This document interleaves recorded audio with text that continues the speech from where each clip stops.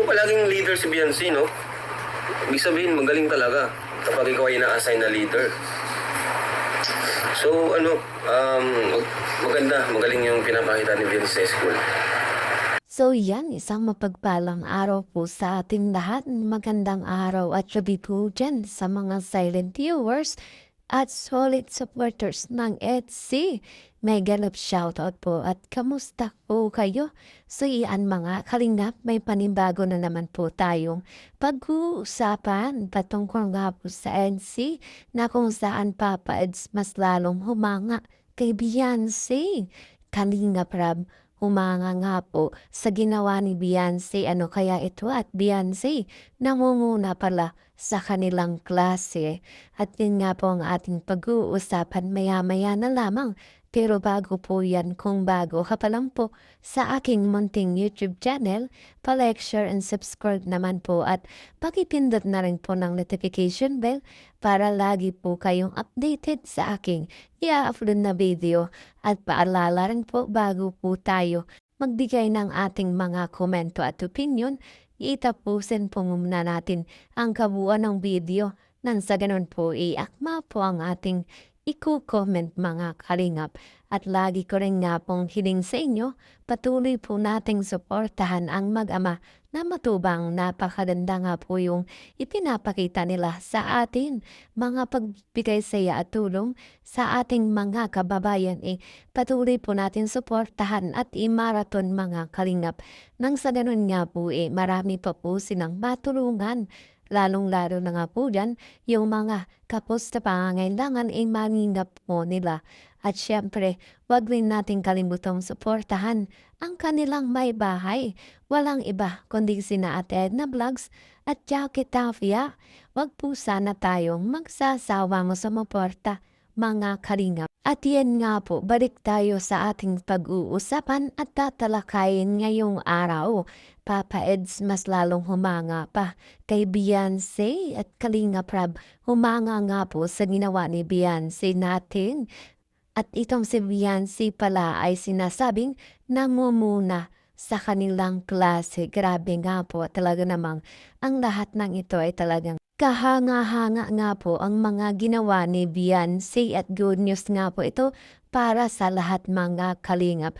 At ito pala si Beyonce natin ay may tinatagong kagalingan at talaga namang ito nga po patuloy tayong sinasurpresa nitong ni Beyonce sa kanyang mga ginagawa mga kalingap.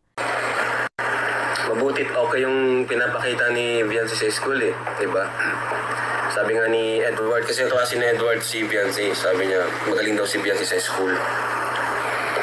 Alam niyo po palaging leader si Beyonce, no? Ibig sabihin, magaling talaga kapag ikaw ay na-assign na leader. So, magaling yung pinapakita ni Beyonce sa school. Diba? Tapos, may serye pa, diba? Kumbaga na pagsasabay niya. Kaya, congrats kay Beyonce. At yan nga mga kalingap, napakalinaw na talagang itong si Beyonce natin talaga namang magaling nga po sa klase at talagang sinasabing nangunguna o nagiging leader palagi mga kalingap. At talagang malinaw din na hinahangaan ni Kalingap Rab itong si Beyonce sa kanyang mga ginagawa.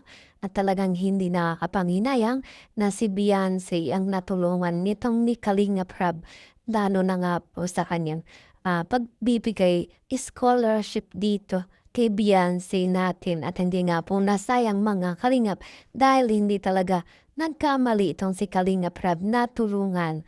At yan nga po ay talaga namang kinatuwa ito ni Kalingap Rab sa mga kanyang nalaman patungkol nga po dito kay Beyonce natin. At talaga namang pati nga po yung mga sponsor ay talagang laking tuwa nga po at pasasalamat dahil si Beyonce natin ay naging isang magaling at isang magandang halimbawa para sa mga kabataan na kung saan ay magpursige mag-aral mga kalingap. At talagang nilubos ni Beyonce yung mga pagkakataon dahil naalala natin mga kalingap na yung sinabi ni Beyonce hanggat merong pagkakataon lubos-lubusin nga po mga kalingap, hanggat meron nga pong tumutulong At syempre, alam naman nating ang magulang ni Beyonce talagang natuwa at talagang nagpapasalamat dahil nakikita nila yung pagpupursigi ng kanilang anak mga Kalingap. At syempre, laking pasasalamat nga po sa mga sponsor kay Kalingap Rab at Kuya Bal dahil kung hindi nga raw po dito ay talagang wala sila sa sitwasyong ganito mga Kalingap. At syempre, yun po ay talagang hindi makakalimutan na pamilya ni Beyonce natin at palagi nga po silang nagpapasalamat dito mga Kalingap. At talagang nakikita natin na hindi nagbabago itong si Beyonce natin at kanya mga pamilya mga Kalingap. Patuloy pa rin nga po sila nandyan at talagang kung ano yung pinanggalingan nila ay ganun pa rin nga po yung pananaw nila sa buhay mga Kalingap. Kung kaya sa ngayon ay patuloy nating suportahan itong si Beyonce sa kanyang pagpapaaral. Pagkusbog nating ibabash mga Kalingap kung ano man po yung ating mga nakikita ay talaga namang yan po ay talagang normal lamang at talagang heto nga patuloy nga po si Beyonce at talagang focus sa kanyang pag-aaral mga Kalingap. Papa Eds natin ay talagang mas lalo pang humanga dito kay Beyonce natin at talagang hindi niya alam na ganito pala kagaling itong si Beyonce dahil ang nakikita niya mga Kalingap, si Beyonce ay isang mahiyain at talaga namang hindi niya alam ng ganito palang at may ganitong kakayahan nitong si Beyonce natin mga Kalingap. Siyempre, si Papa Eds proud na talagang humahanga dito sa kanyang wifey. At alam naman natin patuloy na sinusuportahan at inaalalayan nitong ni Papa Eds itong si Beyonce natin sa mga pagkakataong kailangan nga po ni Beyonce si Papa Eds natin. At sa ngayon, talagang nakikita natin na itong dalawa ay patuloy pa rin ang kanilang love team at nakikita natin na parang mahal na mahal nila ang isa't isa mga Kalingap. Pero kahit ganun pa man ay talagang hindi nawawalan ng issue itong EDSI natin at dahil nga po dyan sa mga bashers at talaga namang patuloy na gustong pabagsakin itong EDSI at syempre lalong itong si Papa Eds natin dahil nakikita nilang at talaga hindi nila kaya ang mga ginagawa ni Papa Eds. At dahil nga lamang po yan sa inggit mga Kalingap kung kaya't ganito na lamang sila sa ating Papa Eds at sa ating wifey mga Kalingap. At yan nga po ang aking update sa ngayon mga Kalingap at patuloy po nating panoorin i-vlog at suportahan i-marathon mga Kalingap.